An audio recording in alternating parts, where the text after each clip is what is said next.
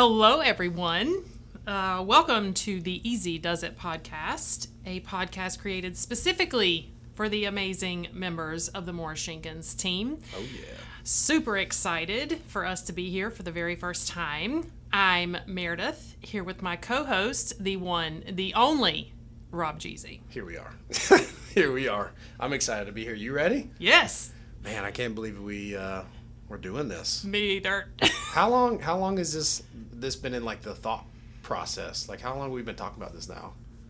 It's been a while. I feel like this year we've made some significant strides in the area of personal growth across the company. And I feel like this is just taking it to the next level. I'm ready. Yeah. I do know Corey talked about this. If y'all don't know Corey in marketing, amazing dude. Shout out, Corey. Shout out. He talked about it, and unbeknownst to us, he was talking about it, and so were we. And so we put the minds together, and here we are. And I know we're both pumped. Yes. So I've done a podcast in the past. Meredith, I know you've done at least 50. No, this is the very first one. So I'm nervous, not going to lie. It's all good. But it's worth it. So we're going to stick with it. We're going to see how it goes. Yeah. So the reason why we even put this thought together of why we should do this was, really at the end of the day, Morris-Jenkins, we're a growth and learning organization. So when we think about that, there's a lot of really cool people here that have a lot of really good knowledge. They've had a lot of good experience, and we really want to create a space where we can put all that together and make it easy for all of us to explore what that is.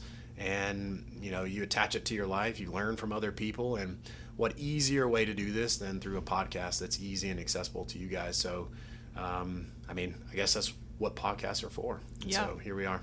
Yeah, I think that one thing we've really always wanted to do is make it as accessible as possible, and we know that a good majority of our folks here at Morris-Jenkins are in their trucks and their vans a lot of hours every day. Oh, yeah. So if we can bring it to you, we're going to try and do it. So that's what we're doing with our podcast. So what you can expect when you tune in to Easy Does It, we're going to see how it goes, but our plan right now is to bring you some interviews with some really cool people that you work with that you may or may not know yet. Another thing is to bring in some guest speakers, some folks who can drop some knowledge on all of us. And then also, too, just to have some opportunities for some education pieces, the learning and the growth that we believe in so much. And so we're going to bring some personal growth topics to you. Lots of you have attended Tech Talks, Lunch and Learns, the mentorship class, those types of things. That's what we're going to try and bring to you through this podcast. So if you have anything for us, we're going to ask you to chime in on that later on, too, so we can make sure that we're getting you what you need. Oh, yeah, absolutely. And with these education topics that we talk about, which we're going to talk about one of them today, it's stuff that you've maybe heard before, maybe in some of the classes you've attended, or maybe it's stuff that you haven't and you've always wanted to. So we'll always label the podcast so you know what's going on, so you know what to dive into if you want to. And I'm excited about the one we're going to talk about today. It's going to be good. Before we do that, I feel like Meredith, Dewey's alive. He's always around all the time. It's funny, you told me the other day the book that you were reading, you're like, I swear Dewey wrote this book. There's so much. What did you call him? Well, his pen name, Sir John Whitmore. He decided if he's going to write a book, he's just going to name himself a sir. He's going to give himself a surname. Yeah. He doesn't know it yet, but that's his name. So we always want to think about what things can we pull from it. I feel like Dewey's such a wealth of knowledge. And so one spot that we're going to talk about in each one of our podcasts is something along the lines of Mr. Jenkins told me. It might be from his book, or it could be something he said or something he's offered us as an organization. And so we actually grabbed one of our old Dues News from way back in 2013. This was back in April. And man, there's some really good stuff. And it's kind of interesting how even the Dues News has changed over time. So the one we have right here in front of us is just a single page, has Dewey's lovely face on the front. And he would basically pull like little topics and talk about it a little bit. and it's evolved so much. Now we've got like stuff's getting sent home. It's several pages. You know what's going on. And this one in 2013, it caught both of our eyes. It's kind of funny. Corey sent us a whole bunch of them, and we picked the same one. It's like, let's talk about this. So 2013 in April, I read this one, and one of the quotes I wanted to talk about was this. It says, "Time is the great equalizer of mankind. It has taken away the best and worst of us without regard for either, and time offers opportunity but demands a sense of urgency." Like that weighs heavy. Dewey, he's always dropping the knowledge. As my daughter would say, period. Period. Yeah, time is one of those things. Like it, we have so limited amount of it, but it's amazing how much of it like changes us, right? And some of those moments, like you can have like vast change quickly, and sometimes things take longer for us to grow and develop into. And it's kind of funny, you know, I'm sure you're dealing with it now. It's like when you're young, you want to like get to the end. Like, I just want to be an adult. And I'm sure your girls are like, if I can just get to this point. And my kids do the same thing. But then when you get there, it's like, dang, I kind of want to go back and slow this down and relive it. Yeah, missed out on some opportunities to take advantage of some things that maybe you didn't realize in the moment. I do think that Dewey, so there's another same April 2013 Dew's News. I pulled out the exact same quotes as Rob did, as a matter of fact. But there's another one for those of you who had the pleasure of hearing Dewey speak, and then also too just talking with Brandon and Jonathan. One of the people that Dewey quotes a lot is Jim Rohn. And at the beginning of this Dew's News, he says, from Jim Rohn, "The problem with waiting until tomorrow is that when it finally arrives, it's called today. Today is yesterday's tomorrow. The question is, what did we do with its opportunity? All too often we waste tomorrow as we wasted yesterday and as we're wasting today. All that could have been accomplished can easily elude us until we inevitably discover that the things that might have been have slipped from our embrace, a single unused day at a time." That last part, a single unused day at a time, that really sticks with me.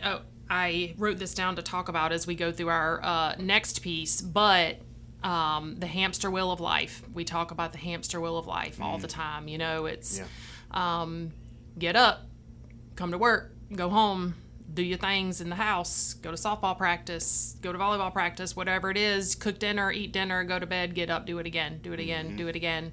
And so that single unused day at a time, you know, it really stuck with me. What's one thing I can do today to feel like this day was useful?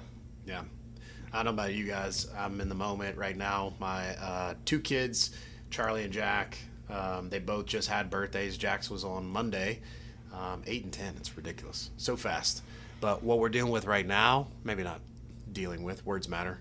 What we're experiencing right now is sports are like in full-blown measure right now, and we're ending softball.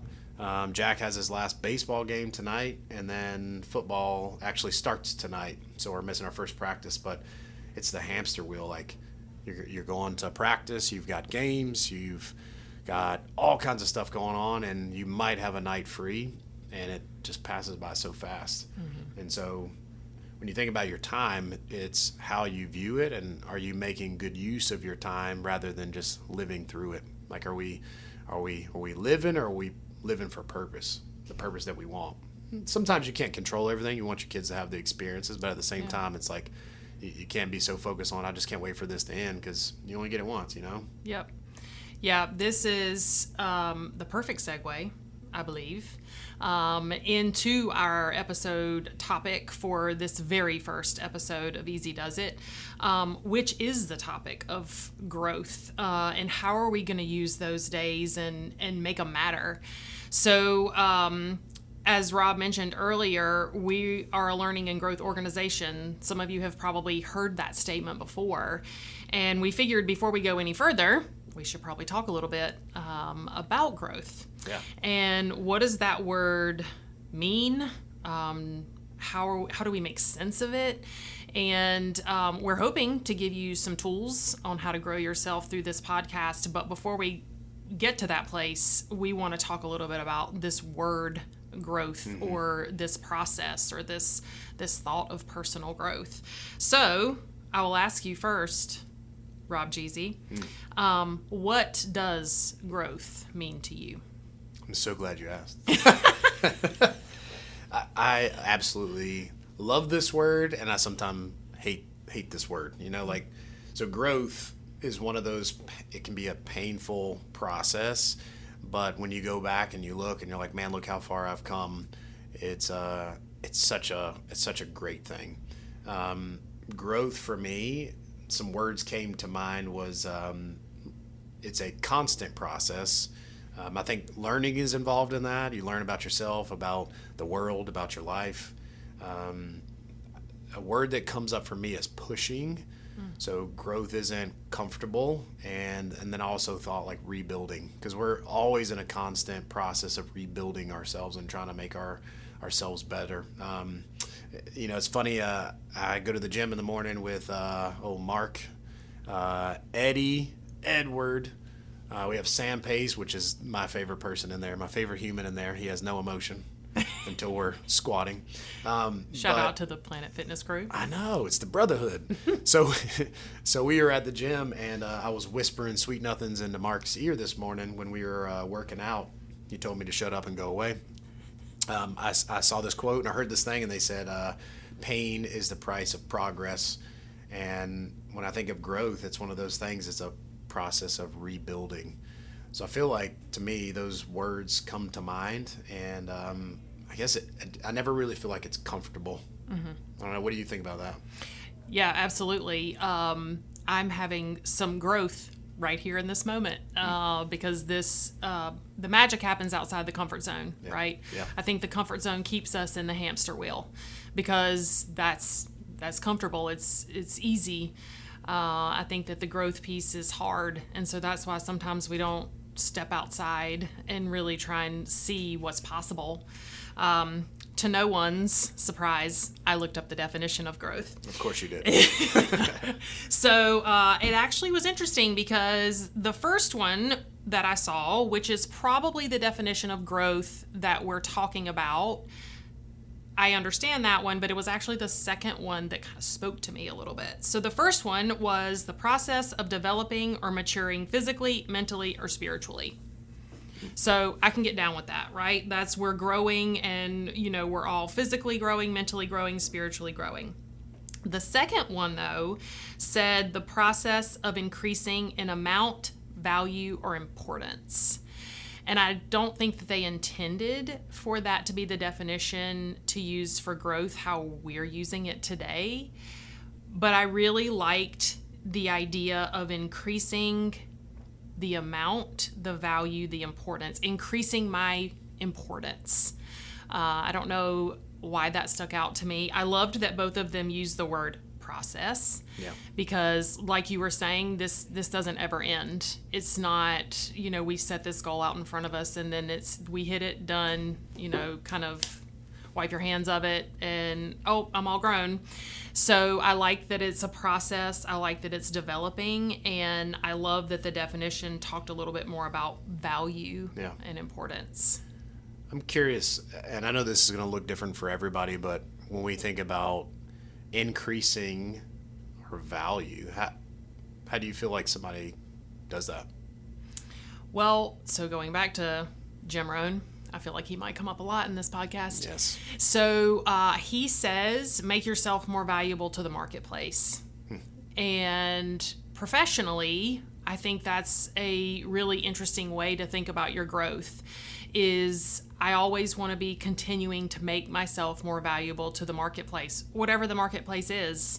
Sitting here today, I may not know 10 years down the road what the marketplace looks like for me, but I have to be doing something today to make sure I'm ready for whatever that marketplace might look like down the road. Yeah. So I think that that's kind of this increasing in value professionally. Now, personally, I think it's really looking at the relationships that I have and how can I continue to work on those so that they are just how I want them to be.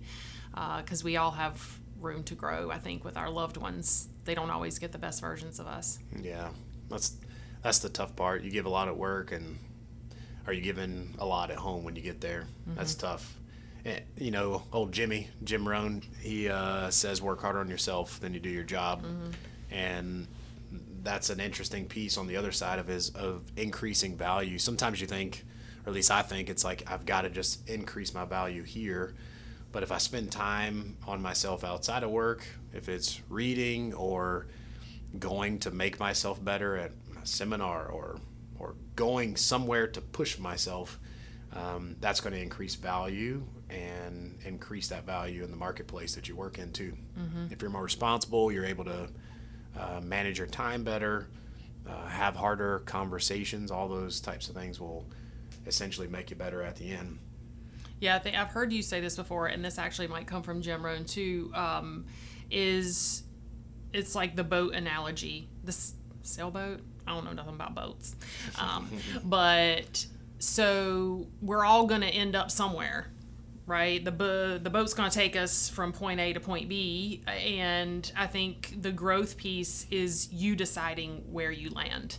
Yeah. Do you put up the sails and go whatever way? Listen, north, compass, something. Yeah, it's the compass. Yeah. Is that what that thing's called? Yeah. Yeah. So it's like, are you going to put up the sails and go the way that you want to go? You're going to land somewhere. So growth to me is you putting up the sails and saying, this is what I'm growing towards. This is where I want to be. Making that decision instead of just ending up wherever the wind takes you. Yeah, you're going to end up somewhere. You might as well end up where you want to go. Yeah. And that's the interesting part. I know we just had our mentorship meeting last week in the Compass group, and mm-hmm. we're really thinking about, like, what are our whys? We've talked about values. We talked about awareness. But then when we think about our direction, like our whys, that's a really hard topic to talk about. And when we think about growth, if we're knowing we have control over our growth, it's what are we growing towards? Mm-hmm. So you've got to have some form of a destination. There's a destination out there for you. We all know that there's an end destination, but it's what quality of person will I be when I get there, and what have I accomplished? Will I have just accomplished things, or the things that matter most to me or mm-hmm. you? And that looks different. But that's the journey that we all have to set out on.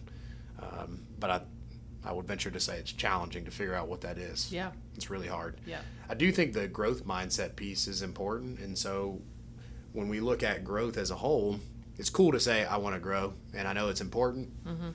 but what kind of mindset do I have to have? And I think that looks different, and I feel like I have an image in my mind of what that looks like, but I know that looks different for everybody. So when you think of having a growth mindset, what comes to mind for you? Well, I think when I think about what does growth look like, what does a growth mindset look like, I think the first thing is, like we talked about before, is stepping off the hamster wheel. I think at some point you have to decide, this is not exactly how I want it to be, so I need to do something different. Mm-hmm. And then I think the next thing is, which we talk about a lot in Tech Talks and Lunch and Learn, is this self-reflection.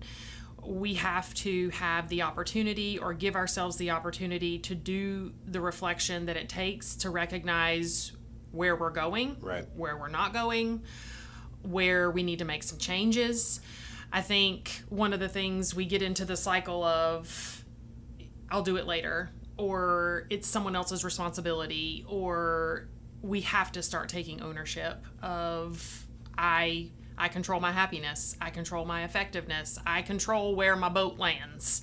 And so it's taking a step off the hamster wheel, making time for the self-reflection piece so that you know what places in my life do I need to make some changes to get to where I want to be. And then believing, that's where the mindset piece comes in, believing that you can actually do that. I think we use the Sad Sack Sally. That's a quote from You Are a Badass, which is in the Mr. Jenkins Lending Library. Go check it out. And you have to believe, Sally doesn't believe that she can reach her end goals. And so she doesn't. It's a self-fulfilling prophecy. So I think you have to have that growth mindset that you can navigate whatever comes because you've set your eyes on the goals or the end or the destination. My mind is going a million miles an hour. The self-fulfilling prophecy. Mm-hmm. What do you mean by that? I believe that our brains, I'm high theoretical. I'm sure that no one could have guessed that, all you discers out there. But I think our brains are so amazing. They're so amazing. And if your brain, if you're thinking, I can't do it, then you're not. Somebody said in the Compass group, I think, if you think you can or you can't, you're right. Yep. And so self-fulfilling prophecy to me, it means taking charge. You will follow suit to whatever your brain is thinking. So if your brain is constantly thinking, oh, sad sack Sally, if your brain is constantly thinking that you can't do it, all the odds are against you, it's never going to work out, then that's exactly what's going to happen. If you are, I can do this, I can figure this out, I can find a way, then you'll follow suit. And Dewey, back to Dewey, in Mr. Jenkins Told Me, he has a quote in there is people take only actions they've already seen in their minds. So we don't do anything that we haven't already thought of. And so I think that's a lot of where the self-fulfilling prophecy comes in. Yeah. That reminds me, I talk about this when we do the service system training with all the techs, but we talk about focus, and that falls into the pillars of state. I know all of you techs know exactly what I'm talking about right now. So when we look at focus, we talk about what we focus on, we find. And when we look at self-fulfilling prophecies, if you believe that you can't do it, your mind is already focused on it, and your body, all it's trying to do is fulfill what your mind is thinking in the first place. So your body is not going to give maximal effort because you don't need to. Mm-hmm. You don't believe that you need to. Likewise, like this morning with Mark again, even though I was whispering sweet nothings into his ear, it was encouragement to push himself forward, and just having somebody else there watching you, motivating you, you somehow find a little bit more in the tank that you didn't think was there just a moment ago, but it was. Mm-hmm. And when you believe it, your body says, oh, this is what we're doing now. I told this story in the service system training that I used to go mountain biking with my dad, and we would go down the trails. My dad was ridiculously talented on the bike. It was crazy. I could never keep up with him. But going down these trails, you know, every once in a while you'd see this like lone tree that's just a little bit on the inside of the trail, and you can see where people have gone around it. And I used to always focus. I'm like, man, don't hit the tree. Don't hit the tree. Watch out for the tree. And your mind doesn't necessarily understand negatives. It just hears the word tree being repeated. And so your body's like, oh, he wants the tree. And what did I find? My handlebar hooks the tree, and I go flying off in the trees, and I got a tree. But one of my technicians said to me one time, well, what are you supposed to focus on? Or he actually told me. I said, what am I supposed to focus on? And he says, hey, I used to do the same thing, and it's follow the path. Mm-hmm. So whichever way that you want to go, you have to first believe that you can do it, and then your body will make efforts to try to achieve what you want. And the first time I think that you realize that, it changes everything about how you approach problems, people, the good things in life, the challenging things in life. It's always easy to have a good growth mindset when things are going right. Can you have it when it's not? Yeah. I think that's the tough part. Yeah. Yeah, it's a lot of it is, to me, about taking that ownership piece. You know, where is my thinking? Am I thinking about the tree or the path? Yeah. And we talked about the awareness, having the awareness to know where I'm at. Where is my head? Is it on the tree or is it on the path? Yeah. Another quote, this is from 7 Habits of Highly Effective People, also in the library. And he says, so Stephen Covey wrote that book, and he says, I am what I am today because of the choices I made yesterday. And so I think that it's so much easier. We all do this, right? It's so much easier to blame others, to blame outside circumstances. When we put the problem out there, other people, other things, other circumstances, then I think what we do is we're empowering what's out there to control us instead of the opposite. I control what happens to me moving forward. So I think the first thing in developing this growth mindset, in just your own personal growth, is making some time to really take a long look at yourself. Where is my thinking? What are my goals? What's the end game for all my Swifties out there? Oh my Lord.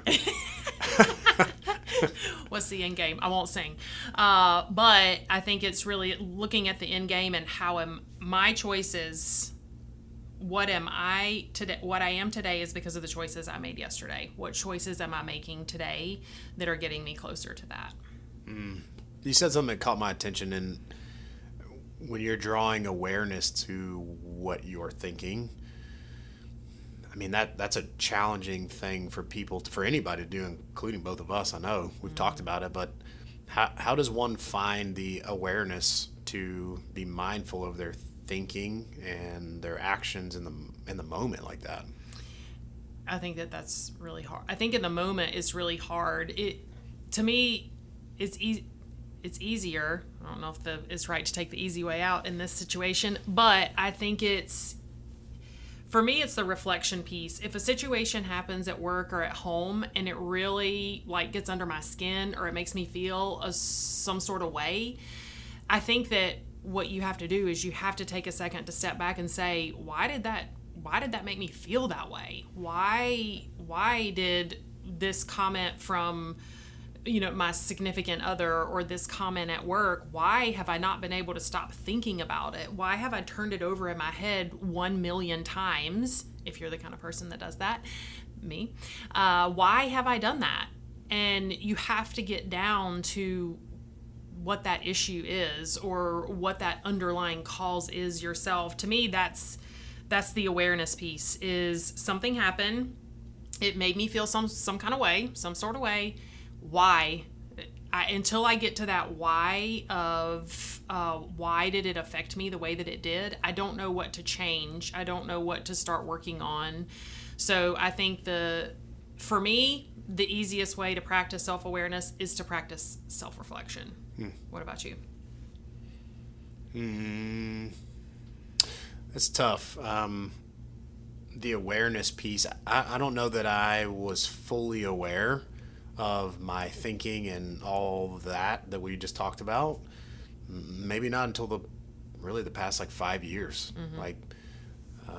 Thinking about that in school, I was a big thinker. I've always just been very curious about things. It's made me do research and learn. I'm like you, I'm a high theoretical. I like to learn. But I don't know that I was actually aware of my thoughts until later.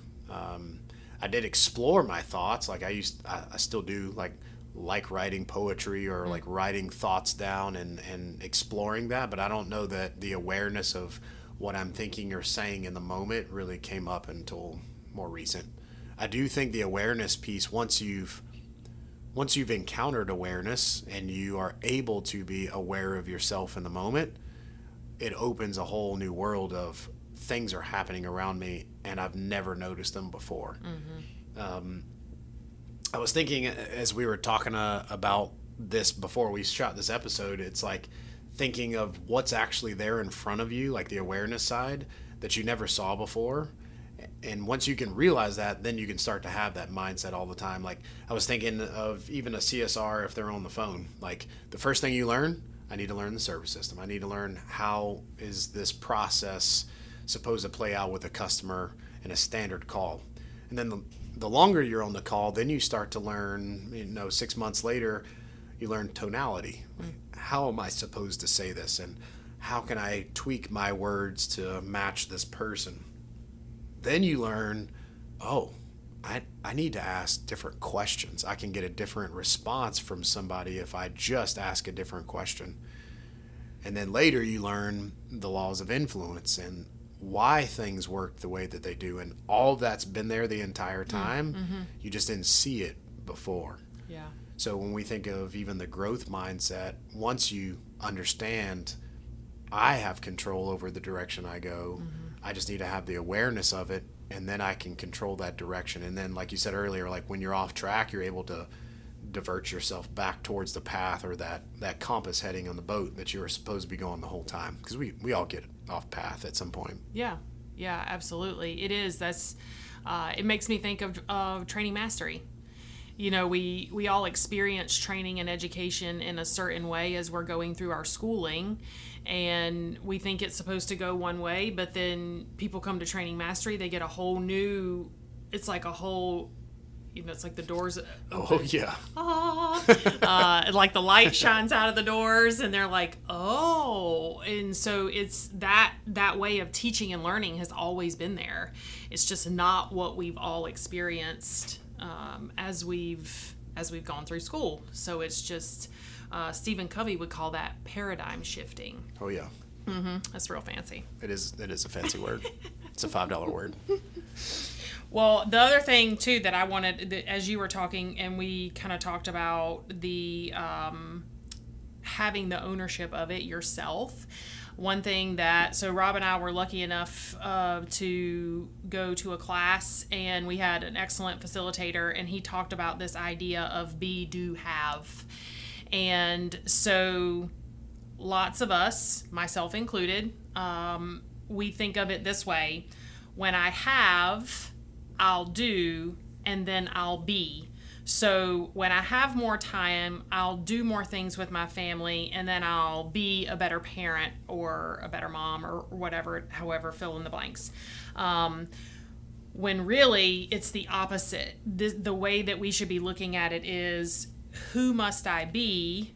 What must I do so that I can have? Mm-hmm. So who must I be? I must be a person who prioritizes my family. What must I do? I must organize my week and the tasks and the things that have to get done so I can maximize the time that I spend with the people that mean the most to me. And so that I can have the relationships with my family that mean more than anything to me. Yeah. So that has stuck with me. I feel, gosh, I don't even know when we went to that. January. Yeah. Earlier this year. It's cold as crap outside. And so, but that has stuck with me just so clearly, is really thinking be, do, have. I have to be before anything else can happen. This world is not set up to hand us things. We all know that. Mm-hmm. So instead of waiting for the world to hand me something, I need to choose what I need to be right now. Yeah, that makes me think about someone that's a high performer and someone that's mediocre performer. They both have the same job. They both put their pants on the same way every day, and they would seemingly approach the job the same, but there's a vast difference between the two of them. And when you can sit down and put those two individuals side by side, you can see that there's a mentality that's different. There's behaviors that are different. And behaviors are a result of how you think about those things. The being piece, I have to be this type of person. I do know, we've talked on the management team just about how we're going to grow. Like, what's our goal? Like, what's our long-term goal as a business? You think about revenue. If we want to increase revenue and be a higher revenue company as an individual, I have to be able to grow with that. Mm-hmm. I have to be a higher performing trainer, higher performing facilitator. So how do I do that? Mm-hmm. I've got to make myself more valuable. I have to be something different. And in order to be something in the future different, I got to do those things now, not when the opportunity presents itself. Right. Same thing if you're the type of individual that you're like, hey, I want to grow into a different position. Awesome. Please do. That's great. What are you going to do right now to be that person? You can't wait for the interview to show up and say, all right, it's time to get ready. Because the interview's today. Yeah. You've got to think, what do I need to do now to prepare myself for that? And that's truly at the core of a growth mindset. I've got to do those things now in order to grow into the person of the future of who I want to be. Mm-hmm. Yeah, I think so. That makes me think of how the person I want to be. How do we take some time to figure out who that is? What do you think? What does that look like? What is, as the Swifties would say, how do we determine the end game? Y'all can't see it, but I just rolled my eyes. I think that's tough. You gotta like sit down and think, what do I want? Like a standard notebook moment. What do you want? Mm-hmm. It's like you do need to think about what is important to me, determine your values. I know in the Compass Group class that we're having right now, we spent time talking about our values and talked about our whys. And once you can pinpoint what that end game is, what you're looking for, it helps guide your direction. And you'll also find, it seems that some people even in that group found that the values they thought that they had, once they sat down and thought about it, they were a little bit different. Yeah. And they'd been living those values the whole time. And sometimes that can show up as frustration. I feel like I'm not moving in the direction I want, but I don't know what it is. Think about your values. You can even think about your why. Like, what am I doing this thing for? Mm-hmm. Whether it be work, it could be your life. What do I want out of this thing? And when you sit down and think about it, what is a meaningful life to you? If you can ask yourself that question and really take the time to think about it, I think you'll find that some things that you're doing right now don't support those qualities that you would want to have towards the end. What do you want people to say about you later, Yeah, if I might. You might and you may. If I might do a little read aloud. This is going back to my my teaching days, and I read this to the Compass Group last week, and I think that this really helped me. I've done something like this before. Obviously, if you are driving your van or your truck, do not close your eyes.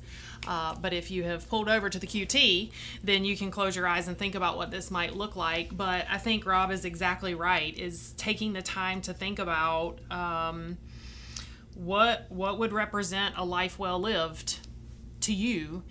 And when I read this in the same book, 7 Habits of Highly Effective People, it made me start to really think about what that would look like to me. So here goes. Read aloud time with Meredith. I'm ready. In your mind's eye, see yourself going to the funeral of a loved one. Picture yourself driving to the funeral parlor or chapel, parking the car and getting out. As you walk inside the building, you notice the flowers, the soft organ music. You see the faces of friends and family you pass along the way. You feel the shared sorrow of losing, the joy of having known that radiates from the hearts of the people there. As you walk down to the front of the room and look inside the casket, you suddenly come face to face with yourself. This is your funeral, 3 years from today. All these people have come to honor you, to express feelings of love and appreciation for your life. As you take a seat and wait for the services to begin, you look at the program in your hand. There are to be 4 speakers. The first is from your family, immediate and also extended. The second speaker is one of your friends, someone who can give a sense of what you were as a person. The third speaker is from your work or profession, and the fourth is from your church or some community organization where you've been involved in service. Now, think deeply. What would you like each of these speakers to say about you and your life? What kind of husband, wife, father, or mother would you like their words to reflect? What kind of son or daughter or cousin? What kind of friend? What kind of working associate? What character would you like them to have seen in you? What contributions, what achievements would you want them to remember? Look carefully at the people around you. What difference would you like to have made in their lives? As a tear rolls down my face. Yep. Sorry we had to go to that place in the very first podcast. Dang. But I do believe that whole section of the book is called Beginning with the End in Mind. And that's exactly what he's trying to set you up to do, is to begin with the end in mind. And thinking about the end. And I did this exercise. I wrote down, how do I want people to describe me as a wife, as a mom, as a daughter, as a sister, as a coworker, as a friend, I wrote out beside those what I wanted all those people to say. And it really helped me to see what things were important to me. And if I was creating the life that would enable people to say those things about me. So I think that helps us gain clarity. It helps us step off the hamster wheel and say, is what I'm doing now setting me up to have people say the things that I want them to say at that time. What themes did you notice as you were doing that activity? Support. The word support came up in every single one. Yeah. I want to be a supportive wife, a supportive mom, a supportive friend, sister, coworker. Over and over again, that word came up for me. And so what it made me realize is, am I doing that? Am I being supportive in all of those areas of my life? And if I'm honest with myself, the answer is no. I'm not doing all the things that I could be doing to support all the relationships that are really important to me. And that reflection helps me know what to do differently going forward. Yeah. It sounds like after that activity, you spending the time doing that, it sounds like you made some changes. Mm-hmm. Yeah. Yep. Yeah. The growth mindset and thinking about what you would want someone to say, they all really play hand in hand. You start thinking about what is the end destination and then what's the roadmap to get to that. As we're sitting here talking, I have a giant map of Candyland on my wall that we've done in some activities. My techs out there, you know exactly what I'm talking about. You know you loved it. But the end is to get to King Candy down there at the end. And if you started this game and there was no destination, it's like we're playing the game, but where am I going? And if I get stuck in the gingerbread plum trees, do I know the purpose of that? In the moment, maybe not. But if you know that the end game is to be a successful person, a valuable member, a supportive parent, it's like I'm doing the gingerbread plum tree moment so that I can have the fortitude to be strong for my family and be supportive. If you don't know what the end game is, then the stuff in the middle sometimes doesn't make sense to you, and you don't see what the purpose of this is. So the beginning with the end in mind it's a really valuable and powerful tool, and sometimes we don't necessarily think about that. I was even thinking, along the path as we're going, sometimes it's, even if you've set the destination for yourself, the question comes up when you're like, cool, I'm on the path, and then life hits you not far down it, and then it's easy to slow down or even stop. And I was even curious. I did a little bit of searching to try to figure out, why do people stop growing? You may look to your left and your right, and there's people that you work with or people in your life that, sometimes they give up. Maybe it's you. I know I've given up before, and I'm like, dang, what am I even doing here? In this study, they showed a couple of different things of like why people stop. And I want to share those with you guys today. The first one, it's people stop making an effort to learn. Much like I said earlier, learning is hard. Growing is hard. They say that pain is the price of progress, right? So it's hard. It requires effort. So when we're trying to grow and it's tough, it slows you down. And then again, you're like, why am I doing this? And so sometimes people get off the path. I know we've all had those moments. I tell Meredith and the team all the time, if I can just get through this quarter, I'll be fine. I don't know about y'all, but this year's been crazy. But if it's tough, you can look at it as this is hard and this is slowing me down, or you can say this is hard and it's making me better. And I think that mindset is important. The second one is we stop setting goals for ourselves. So they said, according to research, it says less than 3% of Americans have written down goals, and less than 1% review and rewrite their goals on a daily basis, which I thought was pretty wild. Yeah. Wow. Now, I know Meredith has done this, and I did this a hot minute ago, but at Nexstar, they have everybody do the 5-5-20. I know you remember that, don't you? Oh, yeah. Yeah. You wanna enlighten people on what that daggum 5-5-20 is? I sure will. I started off doing the full 5-5-20, but quickly dropped the 20. So The 5-5 starts with 5 goals, 5 gratitudes. Does it matter what order they're in? Technically, you're supposed to do the 21st. Oh! Young Meredith. I was doing it wrong the whole time. Yeah, you do what you do. Tell us all about it. What you got? So, 5 goals, 5 gratitudes. I don't know if y'all know this, but on Teams, you can chat with yourself. And I do it all the time. Who better to talk to, right? You talk to yourself. I sure do. Wow. Not just on Teams either. But so when I come in, first thing every morning is I chat with myself in Teams, and I put my 5 goals and I put my 5 gratitudes for the day.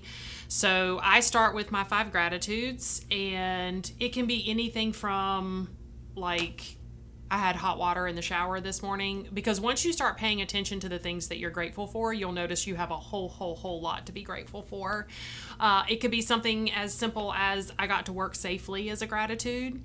And then I go into my 5 goals. So my 5 goals typically have something specifically to do with that day, but they all support some sort of end goal in some way, shape, or form. And those are both personal goals or professional goals. And then I drop down in the aisle right outside of my cubicle and do 20 push-ups. I know you do. I've seen it. I've seen it. That's actually not true. I used to do 20 push-ups at home, and don't anyone tell Rob, but I don't do the 20 push-ups anymore. Yeah, I won't tell him. So the 5-5-20, I've told so many techs this. I did this when I was at Nexstar. I did it for a while when I came back, but just like I was saying earlier, we all can stumble and fall. I stopped doing them after a while. We came back from the last Nexstar meeting, and Meredith was doing the 5-5-20 for a while, and I know it made a big impact. It's funny, sometimes the things that we know we should do, they make an impact, and then even so, speaking for myself, I'm just fall off, man. Life happens. Yeah. But when you know the things that can push you forward, when they're right there in front of you, sometimes it's just reaching out and grabbing it and doing it, and you'll find, the price of progress is pain. It's like, I got to do this. It's maybe not convenient, but we know that the inconvenient things like that are worthwhile. They're worth doing, but not everybody does them. But that's just how we are. Mm-hmm. The third thing I want to offer to you guys of why people stop growing was when we set goals, sometimes we suck at it. And it seems very trivial and small, but do you know how to set goals? Does everybody know how to set goals for themselves? I think sometimes we write down like, all right, I want to lose 30 pounds. And it's like, cool. When are you going to do that by? This year. Cool. Like December 31st, are we talking? Or, when is that going to happen? And what does that break down to each month and each week and each day? What do you need to do? Well, I'm just going to eat cleaner. Okay. Because I'll tell you, my definition of clean eating and Rob's definition of clean eating, that is 2 different things. You're going to eat broccoli and rice and a little bit of chicken. So setting those goals for yourself, if you suck at it, it's okay. Like no one knows everything that they need to know in their life, but when you learn it, it becomes easy. And one of them that I've offered to people in different classes, and I'm sure y'all probably heard it, but you had them, I'll tell you anyway, is SMART goals. So SMART is an acronym. So with the S, it's specific. Be specific with what your goal is going to be. I want to lose 20 pounds or whatever that is, but it needs to be exactly what you're looking for. You want to be specific with what your goal is going to be. And then the M is measurable. You need to know when the end date is, or how am I going to measure this? Now, the measurement piece sometimes with goals can be challenging, but you need to try to make them as realistic as you can as you do it, and think about, what number am I trying to hit? Is it 22 pounds? And when by? It needs to be by December 31st at 2 p.m. You want to be as specific and measurable as you can. Attainable, you definitely want it to be something that's not ridiculous, like I'm going to lose 30 pounds in 3 hours. I mean, you're going to be in a sweat lodge in a sweatsuit, walking the Stairmaster, and somebody's going to be screaming at you. You might lose some, but you're not going to hit it. So it's got to be attainable. The R is relevant. So it's got to be something that is relevant to you. If you're making a work goal and the goal that you're setting for yourself isn't even tied to what you do, you're not going to attain it. So it's got to be relevant to what you're trying to accomplish. And the last is timely, which is similar to the measurable. You want it to be set your timeline to how you want to accomplish that. I know we've had a lot of people through different classes that have tried these, and it's made a big difference for them. So the SMART goals are where it's at. Now, the last two I want to offer to you guys, and then we'll start bringing this bad boy in for a landing, is number 4 is having a one-track mind about growth. Sometimes we think growth is linear, that I need to continue to progress forward, but if any of you have done let's say a weight loss program before, y'all know it ain't no straight line. You might have some days that you weigh yourself and you like, dang, I lost 2 pounds today. And then 5 days later, you think you're going to keep dropping, and guess what? You don't gain 2 back. And it's like, what just happened? And growth is not linear. It's a squiggly line. You can just draw a squiggly line on your paper right now because I know you're taking notes. But it's all kinds of crazy. But by the end of the process, you've learned a lot. That's the whole point, the learning piece. And just know you're going to get there, but it's going to take some time. The last one is growth is painful. I've been saying it this whole time.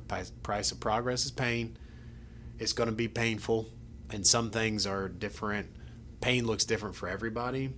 And the one thing that I found that was interesting in this research, and I'd love your thoughts on this, Meredith, but I thought it was interesting that everyone's pain tolerance looks different. Some people can take on a lot on their shoulders, and you look to them, and you're like, I don't know how you do that. And comparison can be a thief of joy. But it looks different for everybody, and pain tolerance for Meredith is going to look very different for me. I'm a wuss. I can't take it. But when we look at pain tolerance, I think that sometimes can be a big factor in growth. Yeah, I think it reminds me of, we did a Tech Talks and a Lunch and Learn on stress. It's the same type of thing. We used an analogy of a bucket. So our buckets, the size of our buckets are determined by lots of different things. Our upbringings, our genetics maybe, I don't know. Our upbringings, our experiences in life, all of those things determine the size of my bucket. So my bucket might be teeny tiny for stress or for pain, this pain of growth, or my bucket might be huge. And we have to be okay with whatever the size of our bucket is, because that's the size of our bucket. And if we feel like we need to step back and reassess because our bucket's overflowing, then do that. It's okay if your bucket is not as big as the next person's. You just have to figure out a strategy to kind of overcome that. Do you think you can change the size of your bucket? Drastically, probably not, but incrementally, possibly. Sure. Yeah. I don't know about y'all, but I'm always thinking, how can I change and get better? And you have stress, you have pain, you have all these different things that come up in our life, not necessarily always negative, but even on the positive side, can I grow and develop these? And I do think there's some things that you can change, but there's some stuff that you just can't. And there's some things that we just have to be okay with, that I can't change that, but be mindful of when you're put in those situations. And it's like, okay, this is something I'm not great at, but here we are. That's right. Yeah, how do we handle this, right? That's right. Be, do, have. That's right. Who am I going to be? Love it. Yep. All right. Well, I'm going to try and recap a little bit, and then we're going to have a call to action, because we want to make sure that after you listen, listening's the easy part, right? Just like coming to a class here in the building, that's the easy part. It's when you take this and you do something with it. So we talked about growth today, and I don't think we ever even mentioned that growth is a human need. All of us have a desire to grow and to be more than we are today. And can I just do a side note? Yeah, I know. I knew you were looking at that. Me too. So I'll give a shout out to Brandon Anderson for this, because this conversation has stuck with me for a while. We were talking about what to do in the Lunch and Learns, and he said people have to refuse to be the stumpy tree. And What does that mean?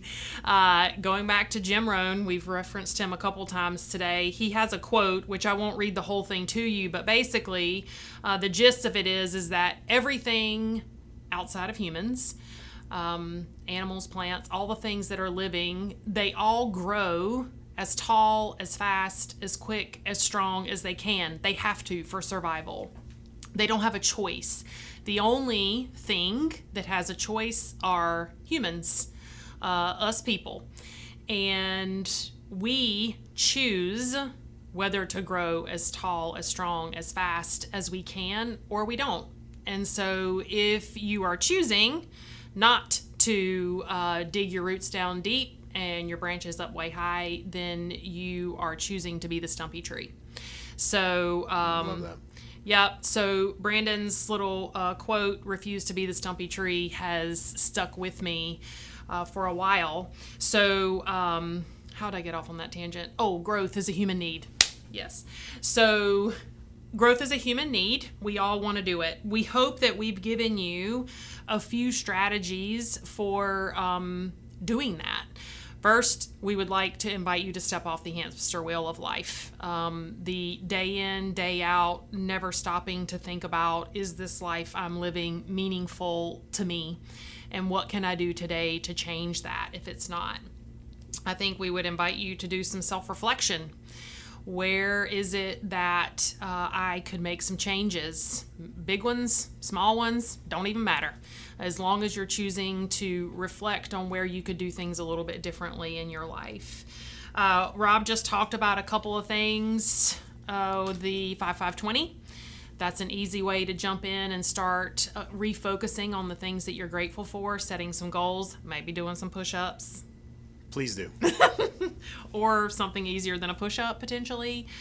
Setting some goals, remembering that those SMART goals. And last but not least, we would love to invite you guys to just visualize what you see for yourself. Start creating this vision in your head of what is it going to look like for you, and what could you do today, this week, however small. What could you do today to get you closer to that vision? What would represent a life well lived? Yeah. It's out there for all of us. We just have to choose to take advantage and to pursue whatever that vision is that's showing itself to us. Absolutely. Yeah. Growth is huge. There's so many layers to it. There's always other ways you can see things. But like Meredith said, take that first step towards that type of life that you want to live. That would be a worthwhile life. And I can guarantee if you're pushing towards that, life will have worth for you. Yep. And shout out to the best IT team in the world.